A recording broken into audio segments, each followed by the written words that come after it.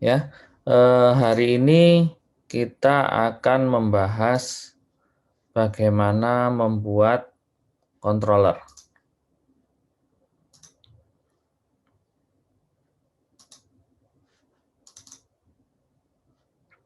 Sudah tampil layar saya?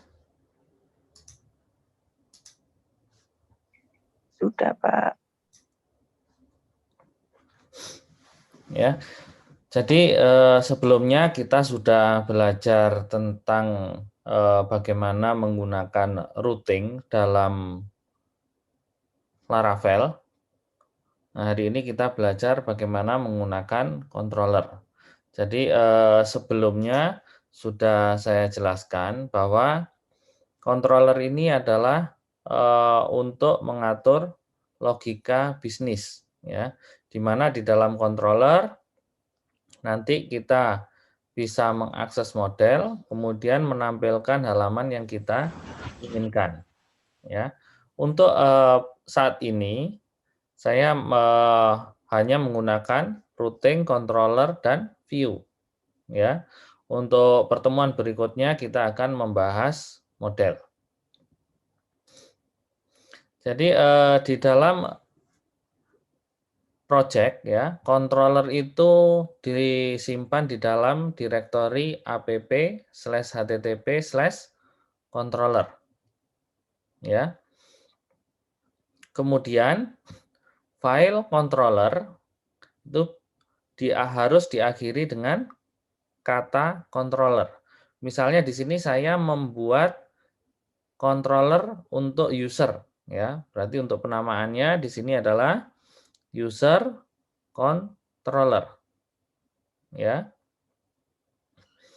Kemudian di dalam file controller, ya, di sana ada yang pertama adalah namespace, ya. Namespace ini adalah menunjukkan letak di mana controller itu disimpan, ya. Dalam hal ini user controller ini disimpan di dalam direktori app/http/controllers, ya. Kemudian kelas user controller ini dia diturunkan, ya, dari kelas controller, ya, di mana kelas controller itu ada di app/http controllers controller, ya. Jadi kelas ini user controller itu diturunkan atau di-extend dari kelas controller, ya. File kelas controllernya ada di sini. Kemudian di dalam kelas controller, ya, di sana biasanya ada metode, ya, minimal ada satu metode, ya. Di sini contohnya metodenya diberi nama show, ya, dengan parameter ID. Kemudian dalam metode ini dia akan memanggil view, ya. Jadi dia akan menampilkan user.profile, ya. User ini adalah direktori di view-nya, ya. Kemudian file view-nya adalah file profile.bleed.php. Kemudian di sini parameternya adalah ID. Untuk memanggil controller dan metode ini, ya, controller user dan metode show, kita harus menambahkan di routing. Jadi routingnya di sana get user/id. Jadi ini adalah alamat URL yang dituliskan di browser, ya, seperti yang saya jelaskan di pertemuan sebelumnya. Kemudian user controller ini adalah nama kelas controller yang kita panggil, ya. Ini user controller. Nah, namanya user controller. Filenya juga user controller. Kemudian add, ya, show. Nah, show ini adalah nama metodenya, ya. Sehingga kalau misalnya kita panggil di URL, misalnya localhost user/id, misalnya ID-nya 8 /user/8, maka ini ya 8 ini akan diteruskan di sini ya. Jadi nanti di show ID dengan nilai 8. Kemudian view user.profile dengan user ID sama dengan 8. Ini adalah contoh controller dasar ya. Misalnya di sini saya membuat sebuah routing ya. Jadi routing ini di sini routingnya get customers ya. Kemudian ini ada array customers, isinya ada Bendot, Balok, sama Wallet ya. Kemudian view dia memanggil internals dot customers. Kemudian di sana datanya diteruskan data customers. Ya. Jadi ketika ini dipanggil view internals ya, internals ini adalah directory. Ya, di dalam view kita bisa membuat beberapa directory ya. Jadi untuk mengakses directory di sini ini menggunakan pemisah dot ya. Customers ini adalah nama filenya customers.blade.php. Di mana di sini ada data yang dipasing yaitu data customers. Nah, data customers ini nantinya akan bisa diakses di view ya. Misalnya di sini saya akses menggunakan for each ya, customers as customer. Nah, nanti di sini bisa ditampilkan sehingga tampilannya seperti ini. Ya. Saya ulangi lagi. Kalau di sini routingnya namanya customers, maka ketika mengakses cukup /customers. Ya. Jadi ini routingnya. Jadi dari routing di sini, routing customers, di sini ada data customers, kemudian datanya diarahkan ke internals.customers. Ya. Datanya ini dikirim ke view, kemudian di view di sini diakses. Ya. Ini jika menggunakan routing.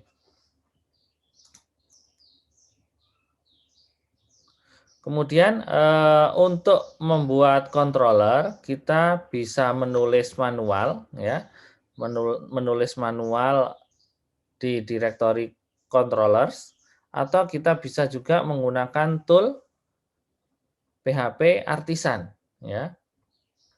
Ini adalah manual dari PHP Artisan controller ya. Di sana kita bisa membuat controller ya dengan model yang telah kita tentukan. Kemudian kita juga bisa membuat controller dengan kelas resource ya. Kemudian yang ada invocable ya dan lain-lain ya. Ini nanti saya jelaskan untuk slide berikutnya. Jadi misalnya di sini saya mau membuat controller customers ya, maka perintahnya PHP Artisan make controller customers controller. Ya, dengan perintah ini ya, maka nanti akan di-generate file customers controller.php ya di dalam folder app http controllers ya. Pastikan ketika Anda mengeksekusi perintah ini Anda sudah berada di dalam directory project. Ya. Dengan perintah ini maka akan di-generate file customers controller. Kemudian kita akan coba mengubah ya. Kalau sebelumnya di router kita di sana membuat sebuah array kemudian mengembalikan nilai array tersebut ke view. Nah, ini kita pindah ke controller ya. Jadi sebut saja di sini kita membuat metode list ya, di mana di sini kita buat sebuah array ya. Kemudian array itu kita passing ke internals.customers ya. Sehingga untuk memanggil ini ya, kita perlu mengedit routingnya ya. Jadi routingnya di sini route get customers ya. Customers ini adalah nama routingnya ya. Kemudian ini adalah nama controller ya. Add nama method ya. Sehingga dengan cara yang sama ya, dengan cara pemanggilan yang sama ini, maka nanti tampilannya seperti ini ya. Jadi kenapa kita kok harus membuat controller ya di sini? Kenapa kok tidak semuanya dijadikan satu di routing ya? Ini untuk mempermudah mengorganisasikan file ya dan logika program ya. Nanti di controller ini kita bisa mengatur logika program, kemudian misalnya mengakses data dari model ya, misalnya customer ini di query dari model database itu juga bisa ya. Jadi yang di web.php ya isinya seharusnya semuanya kode-kode yang berisi routing ya. Jadi struktur yang bagus itu kita buat routing ya. Kita buat routing terlebih dahulu, kemudian buat controller ya. Kemudian di sini baru kita atur logika programnya. Kemudian untuk namespace controller atau untuk penyimpanan controller secara default ada di app http controller ya. Kita juga bisa membuat misalnya untuk mempermudah mengorganisasikan file ya. Di sana kita membuat directory ya. Misalnya controllers photo ya. Kalau sebelumnya direktorinya kan hanya controllers. Di sini kita membuat controllers photos. Kemudian filenya admin controller. Maka untuk mengakses controllers ini ya, kita bisa menggunakan cara seperti ini ya. Foo ini adalah nama dari URL-nya ya. Kemudian photos ya ini mewakili directory controllers photos ya. Jadi nggak perlu ditulis lengkap controller photos tapi cukup photos saja ya. Kemudian nama controllernya diikuti dengan nama metodenya.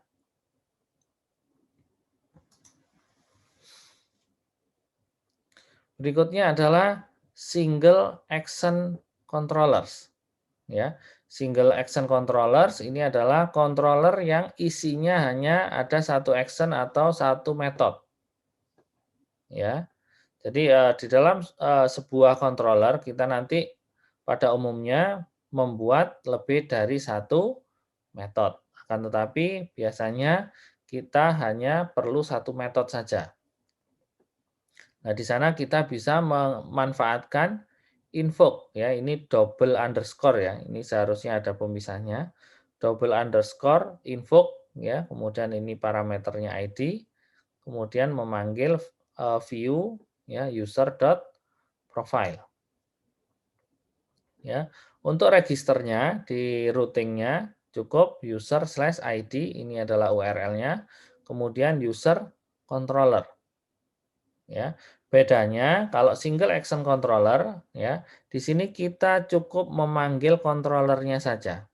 Metodenya tidak perlu ditulis. Misalnya add user atau apa ya. Jadi nggak perlu karena di sini sudah kita invoke ya. Jadi ini adalah single action controller. Nah, untuk membuat single action controller kita juga bisa menggunakan PHP artisan. Ya, di sini PHP artisan make controller show profile invocable. Ya, jadi dengan perintah ini nanti akan dibuat controller show profile. Ya, dengan single method.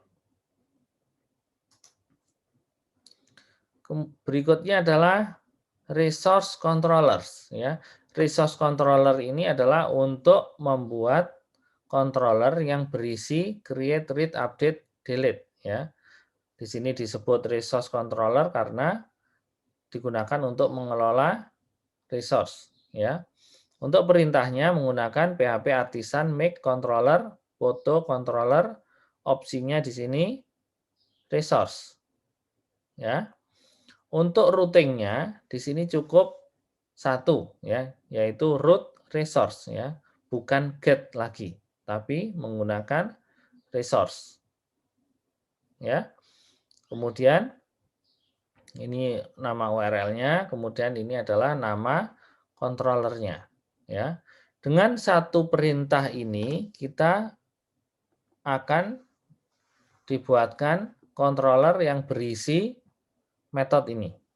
Ya, di antaranya di sana ada metode get index, ya, kemudian create, store, ya, show, edit, update, destroy. Ya, jadi seluruh action ini akan dibuat oleh perintah ini. Ya, photo controller resource. Ya, routingnya juga resource. Di routing kita tidak perlu membuat misalnya get index, get update, atau get delete, tidak perlu. Ya, cukup menggunakan root resource. Kemudian kita juga bisa membatasi, ya, routing resource. Ya, jadi tadi kan dibuat sebanyak 1, 2, 3, 4, 5, 6, 7. Di sana dibuat 7 action atau 7 metode. Nah, kalau kita ingin membatasi hanya menggunakan metode tertentu, nah kita bisa menambahkan opsi only, ya, di routingnya. Misalnya only index and show. Berarti nanti yang action yang bisa dipanggil hanya index dan show. Ya. Atau kita juga bisa menggunakan except atau kecuali. Ya, di sini misalnya kecuali create, store, update, destroy. Maka seluruh action atau metode selain ini bisa diakses. Dan yang terakhir yaitu API resource routes, ya. API resource route ini hampir sama dengan resource tadi, cuma di sana dikecualikan create dan edit, ya, karena API ini fungsinya hanya untuk mengakses data, tidak untuk mengubah data, ya. Perintahnya make controller API, ya, kemudian nama controllernya, opsinya API. Untuk mengakses routingnya API resource photo, ya. Ada pertanyaan sampai sini?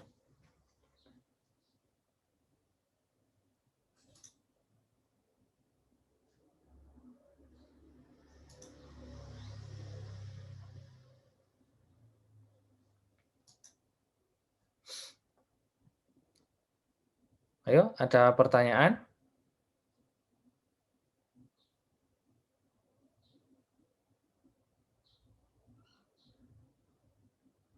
Halo, suara saya bisa didengar? Bisa, Pak.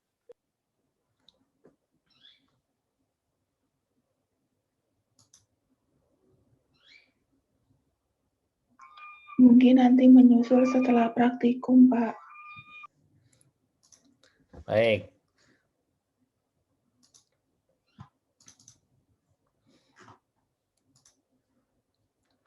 Jadi untuk praktikumnya nanti coba kalian buat controller customers ya yang dilengkapi dengan view customers ya seperti yang saya jelaskan di slide tadi ya. Kemudian membuat controller user dengan single method ya, invocable ya, atau menggunakan opsi invocable ya. Dan yang terakhir membuat resource controller dengan nama photos ya. Pastikan nanti controller yang sudah kalian buat di sana bisa diakses melalui URL ya, menggunakan browser ya. Baik, tidak ada pertanyaan?